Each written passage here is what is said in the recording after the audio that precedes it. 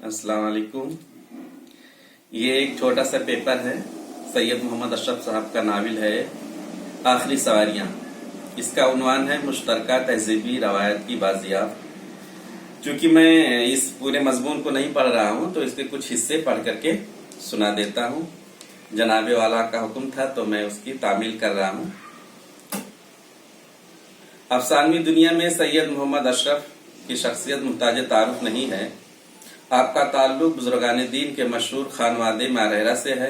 आपके असलाफ ने जुबान व अदब के मैदान में भी बड़े अहम कारनामे अंजाम दिए हैं।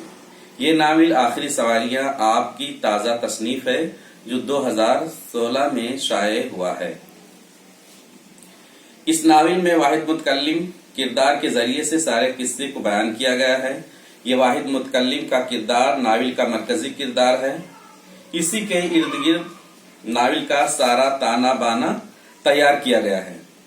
नावल यहाँ से शुरू होता है कि वाहिद मुतकल्लिम छोटे मियाँ अपने दादा का रोजनामा पढ़ने की कोशिश करता है तो उसकी हालत खराब हो जाती है और उसको बुखार तक आ जाता है।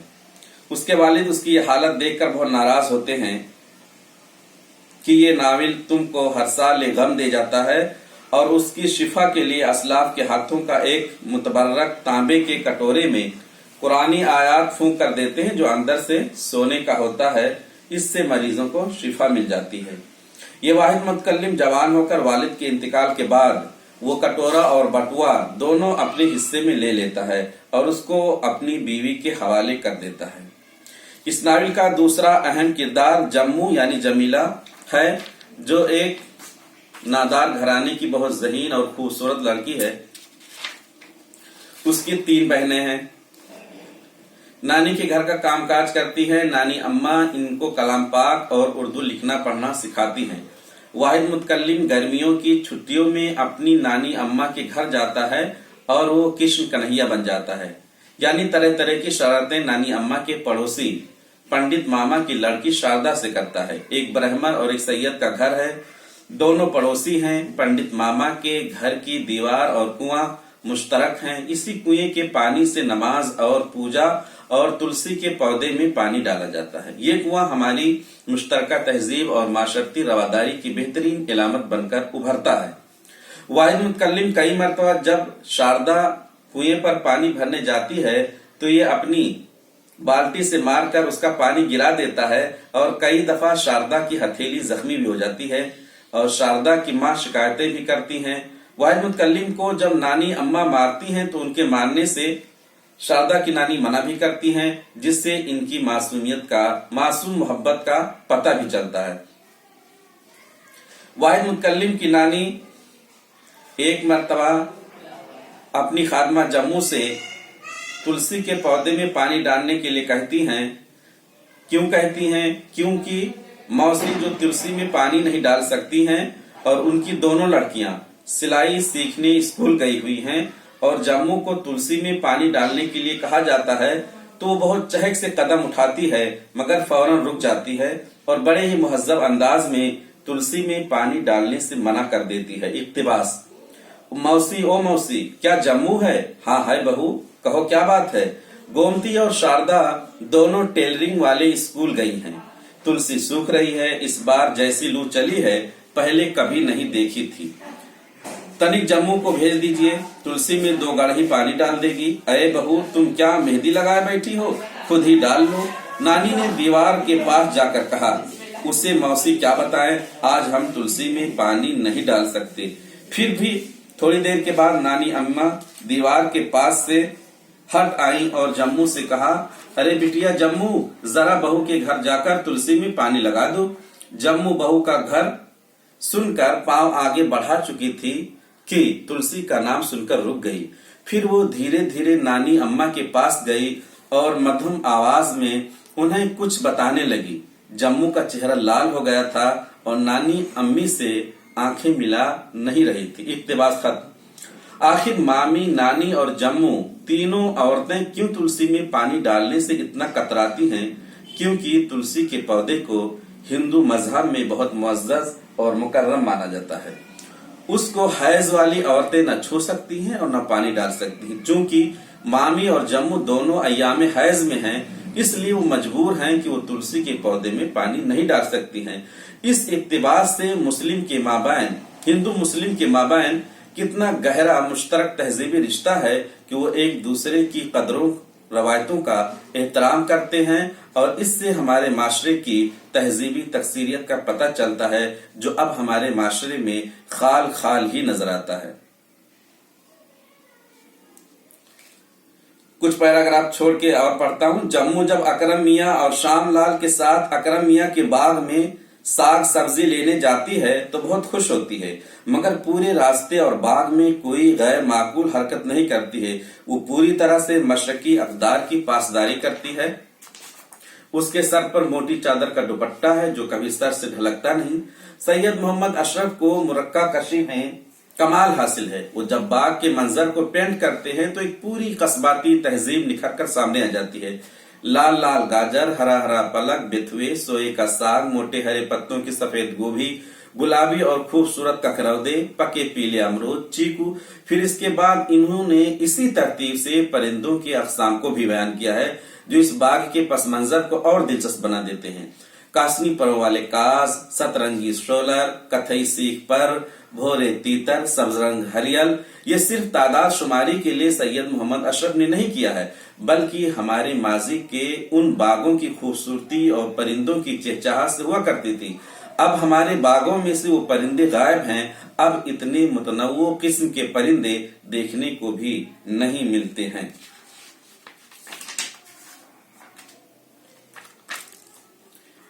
کچھ اقتباس پھر پڑھتا ہوں۔ اس اقتباس سے ایک معزز گھرانے کے ساتھ ہی ایک نادار گھرانے کے درمیان غیر معمولی محبت و خلوص، رواداری، وفاداری ہندوستانی تہذیب و ثقافت کا مظہر بن جاتا ہے، اور ماضی کا وہ تہذیبی دور، میل جول، مساوات کا وہ دلکش منظر جو آج دم توڑ چکا ہے، پوری طور پر اجاگر ہو جاتا ہے۔ ماضی میں لوگ زبان کے کتنے پکے اور سچے ہوتے تھے کہ ان کے ذہنوں میں مادیت پرستی کے فطور نہیں تھے۔ لوگ لڑکیوں کو کنیا دان بلا تفریق مذہب و ملت کرتے تھے۔ اکرم میاں کے والد جموں کی شادی کے لیے جب پیسہ دیتے ہیں تو اس کے سر پر ہاتھ رکھ کر دعا بھی دیتے ہیں، اور شرفا کی خادمہ بھی اپنے آقا کے بچوں سے بڑی شفقت اور محبت سے ان کے رخساروں کو چوم لیتی ہے۔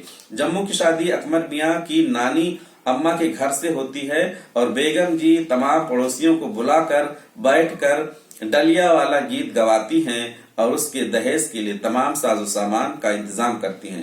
اقتباس: قرآن شریف، ریحل، تسبیح، جانماز، بڑا دوپٹہ، کھانے کا سیٹ، چائے کا سیٹ، شربت کا سیٹ، 11 جوڑے بے سلے، سونے کی نتھ، چاندی کی پازیب، کانوں کی جھمکیاں، 2 انگوٹھیاں، تانبے کی 5 بڑی پتیلیاں، ایک نئی سلائی مشین، جموں کی اماں یہ سارا سامان دیکھ کر بہت خوش تھی۔ اقتباس ختم۔ جموں کی شادی ایک معمر شخص سے ہوتی ہے اور وہ اپنے والدین کی قول و قرار کی عزت کی بقا کے لیے اپنی خوبصورت جوانی قربان کر دیتی ہے، اور اپنے گھر سے رخصت ہونے کے بعد پھر کبھی اپنے میکے کا رخ نہیں کرتی ہے۔ وہاں سے نانی اماں کی خیریت خط کے ذریعے معلوم کرتی ہے، اپنے شوہر اور اولاد کی خدمت کرتی ہے، دونوں کو پڑھا لکھا کر شادی کر دیتی ہے، مگر کبھی اپنے شوہر کے ساتھ سوتی نہیں ہے۔ ہر موسم میں سرخ جوڑی ہی پہنتی ہے۔ یہاں پر کچھ سوال اٹھتے ہیں کہ وہ ایک خوبصورت نوجوان لڑکی ہے، مگر پورے ناول میں کہیں بھی جنسی تجربات سے آشنا نہیں ہوتی ہے، جس کا جواز بھی ناول میں نہیں ملتا ہے۔ کہیں نہ کہیں یہ بات کھٹکتی ہے کہ اس کے والدین یہ رسماً شادی کرتے ہیں جسے جموں ذہنی اور جسمانی طور پر قبول نہیں کرتی ہے۔ ادھر جموں کی رخصتی سے چھوٹے میاں کی معصوم بے قراری اور جموں کا اپنے مہندی لگے ہاتھوں کو چھوٹے میاں کو دکھانے کی حسرتیں لیے سسرال چلے جانے کا واقعہ ایک عجیب قسم کا اضطراب پیدا کر دیتا ہے، اور قاری پوری طرح سے اس معصوم محبت اور جموں اور چھوٹے میاں کی طرف سے اندر سے ہل جاتا ہے۔ یہ زمیندارانہ گھرانے کی نرم گرم جوانی اور بچپن کے احساس و جذبات ہیں جن کو قاری کوئی مکمل شکل نہیں دے پاتا ہے۔ ہماری مشرقی تہذیب کی روایت ہے کہ لڑکیاں اپنے والدین اور خاوند کے لیے پوری زندگی وقف کر دیتی ہیں اور کبھی خاندان کے وقار پر داغ نہیں آنے دیتی ہیں۔ ناول کا دوسرا حصہ جہاں سے شروع ہوتا ہے وہاں ہندو مسلم مشترکہ اقدار، باہمی عزت و احترام، ہندو مسلم اتحاد و اتفاق، رواداری کے باب شروع ہو جاتے ہیں، جہاں ایک دوسرے کے اقدار، ذات پات، مذہب و ملت، تیج تیوہار کا احترام کرتے ہیں، جہاں قحط سالی میں مسلم طبقہ نماز کے لیے آتا ہے تو نرملا کے والد پوسٹ ماسٹر صاحب اور دیگر غیر مسلم طبقہ بھی ساتھ آتے ہیں، جنم اشٹمی کے میلے میں دنگل ہوتا ہے تو پنڈت پیارے لال شرما اس کے منتظم ہوتے ہیں تو خلیفہ سراج بھی اس کے رکن ہوتے ہیں، ایک طرف یالی کا نعرہ لگتا ہے تو دوسری طرف گدا کو چوما جاتا ہے، اس اور قوالی کی محفلیں ہیں، خلیفہ سراج لاٹھی چلانے کے استاد ہے تو ماسٹر پیارے لال شرما پورے دنگل میں ایک فیصل کی حیثیت بھی رکھتے ہیں، دنگل کے انعامی رقم سے ایک مرتبہ ہندو اور ایک مرتبہ مسلم لڑکی بیاہی جاتی ہے، جنم اشٹمی میں کشن کنہیا کی شبیہ نکالی جاتی ہے تو ہندو مسلم دونوں قوم کے بچے کشن بنتے ہیں، بے دریغ دونوں قومیں شریک جشن ہوتی ہیں اور بڑے ہی خوشگوار ماحول میں اس تیوہار کو منایا جاتا ہے۔ جب کشن کنہیا کے کپڑے بارش میں نہیں بھیگتے ہیں یعنی بارش نہیں ہوتی ہے تو ہندو مسلم اکرم میاں کے والد کے پاس نماز استسقاء میں شریک ہوتے ہیں۔ آج کے معاشرے سے یہ تہذیبی ہم آہنگی کی سواریاں رخصت ہو رہی ہیں، ماضی میں بغیر ذات پات، اونچ نیچ، تفریق مذہب و ملت ہندو مسلم سید و برہمن بوڑھے بچے عید، ہولی، محرم، جنم اشٹمی مشترکہ طور پر مناتے تھے۔ شام لال، شفیع الدین، خلیفہ سراج، پنڈت پیارے لال شرما جو کبھی تہذیبی تکثیریت کے اتنے مجموعہ تھے تو مشرقی تہذیب کے لیے ثقافتی، لسانی اور معاشرتی ہم آہنگی کے مظہر تھے، ہندوستان کی اس تہذیبی روایت میں ایران، ترکستان اور عرب کی خوشبو تھی، وہ اب عصبیت، خود غرضی، مفاد پرستی، تنگ نظری، سیاسی، لسانی، علاقائی، قبائلی عصبیت کا شکار ہو گئی ہے، انسانوں کے اندر سے اخلاقی اقدار ختم ہو گئے ہیں، ہندو مسلم تہذیب کے باہمی ملاپ سے ایک مشترکہ تہذیب کا جو آمیزہ تیار ہوا تھا، مسلمانوں نے غیر مسلم اور غیر مسلموں نے مسلم کی بہت سی روایات، اقدار، طرز زندگی اور رسم و رواج کو اپنایا تھا، اس اشتراک سے جو فطری آمیزہ وجود میں آیا وہ نہ بالکل اسلامی اور نہ غیر اسلامی تھا بلکہ دونوں تہذیبوں سے مشترک چیزیں آئیں اور دیہاتوں اور قصبوں میں بڑے شوق سے مسلم عورتیں جو کبھی غیر مسلم مردوں سے بات تک نہیں کرتی تھیں کشن کی پیدائش پر طرح طرح کی گیت گاتی تھی اور پوری رات لہک لہک کر ڈھولک بجاتی تھی اور گاتی تھی، پھر گگری موری ڈھرکائی شام۔ کشن کے اس تصور سے ان لوگوں کے اسلام پر کوئی فرق نہیں آتا تھا۔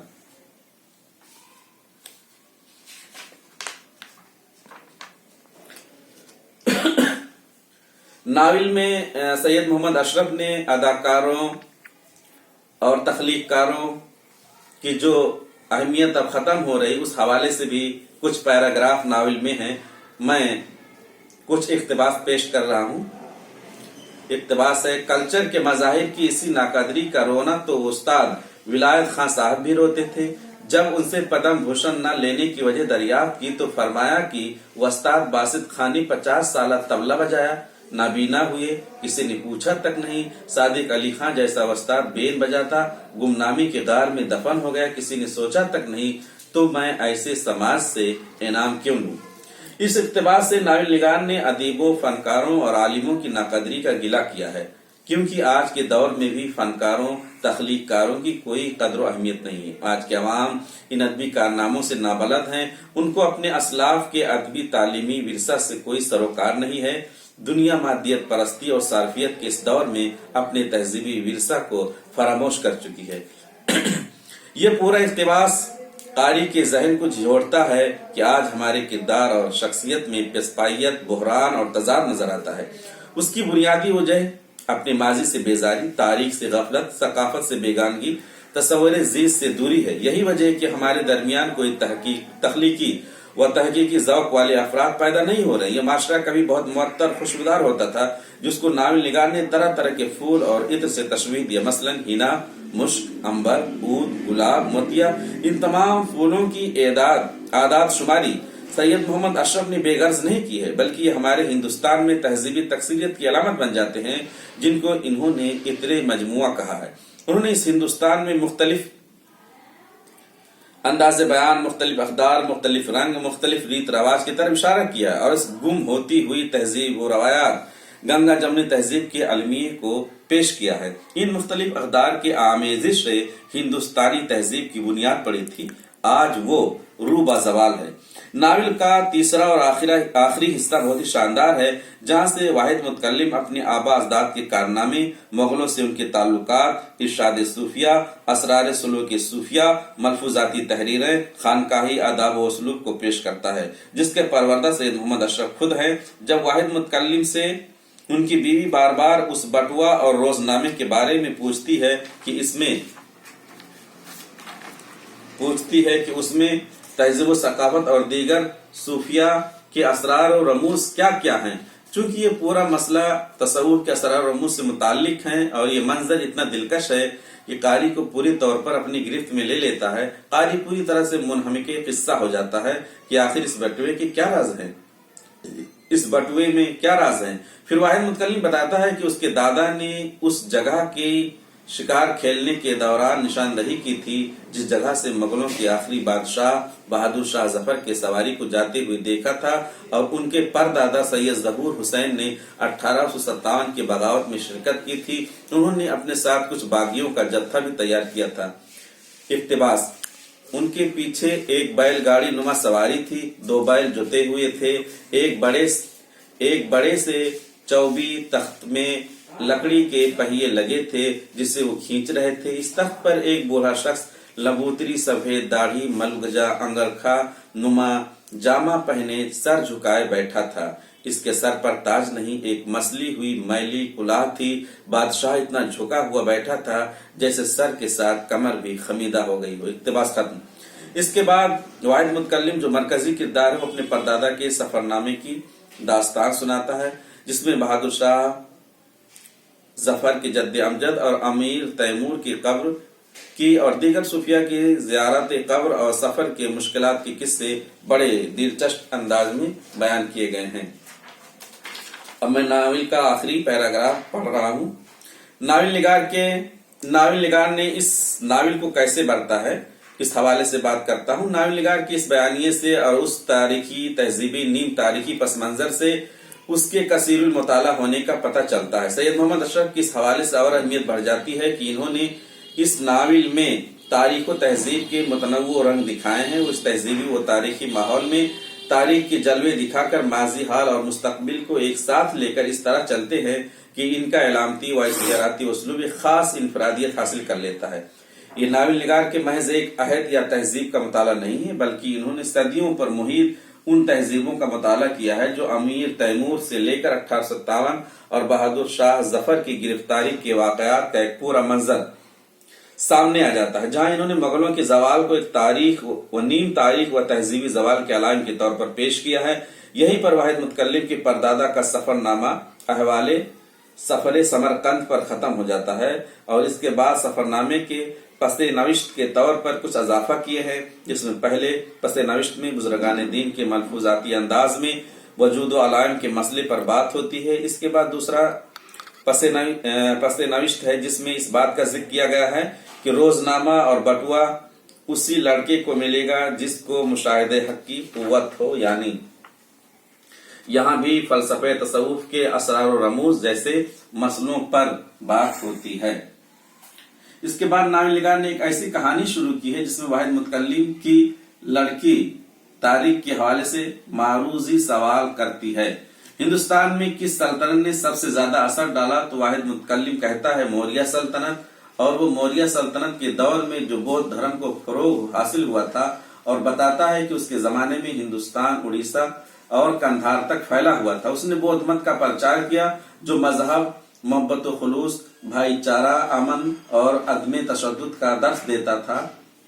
तो बीवी कहती है कि बाकी सल्तनतों ने एक तहजीब की बुनियाद डाली, मुगलिया सल्तनत ने 2 तहजीबों को मिलाकर एक गंगा जमुनी तहजीब की बुनियाद डाली। इसके बाद फिर लड़की दूसरा सवाल करती कि दुनिया में मुगलिया सल्तनत का बानी कौन है, तो वाहिद मुतकल्लिम जवाब देता है कि बाबर, मगर बीवी कहती है दुनिया में मुगलिया सल्तनत का बानी अमीर तैमूर है। इस पर वाहिद मुतकल्लिम को अमीर तैमूर की वहशतनाक शख्सियत याद आ जाती है और वो डिप्रेशन का शिकार हो जाता है। सैयद मोहम्मद अशरफ यहाँ भी अपने नावल के थीम को तक़वियत देने के लिए उन कहानियों को बयान करते हैं, यानी इससे तहजीबी जवाल के अलमिये को पेश करते हैं। नावल का आखिरी हिस्सा जिसको पूरे तौर पर इन्होंने हिंदुस्तान के तहजीबी जवाल के मंजर को पेश किया है, जिसमें बहादुर शाह जफर के बेटों के सर को तश्त में उसके सामने पेश किया है। यानी यहीं से मुगलिया सल्तनत का जवाल शुरू हो जाता है। हिंदू मुस्लिम रवादारी मेल मिलाप का किला कुमा कर दिया जाता है, जिससे नावल निगार भी दुखी हो जाता है। वो इस कर्बनाक हादसे से तड़प उठता है। अगरचे यहाँ एक फर्द के कर्ब इस्तराब को दिखाया गया है, मगर धीरे धीरे ये तहजीबी जवाल का अलमिया इज्तिमाइयत की शिकार अख्तियार कर लेता है।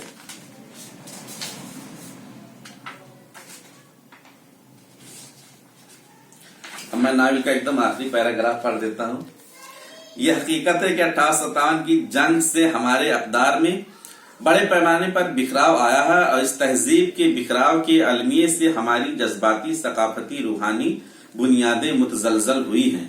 हिंदुस्तान में माशरती और समाजी जिंदगी में जिस सतह पर इंसानी रिश्तों की बेकदरी और पामाली के हौलनाक पहलू हकीकत बनकर सामने आए हैं, इन तमाम पहलुओं की जीती जागती तस्वीरें हमें सैयद मोहम्मद अशरफ के इस नावल में देखने को मिलती हैं।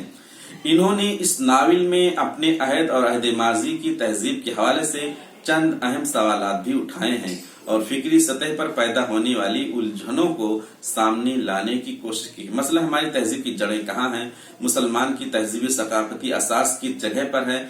हम जिस माशरे में सांस ले रहे हैं, क्या तहजीबी रिश्ते इस सकाफत में मौजूद हैं? क्या तहजीब में वो अक़दार मौजूद हैं जिसने ताजमहल, आगरा, गालिब, मोमिन, ज़ौक़, बहादुर शाह जफर और उर्दू को पैदा किया?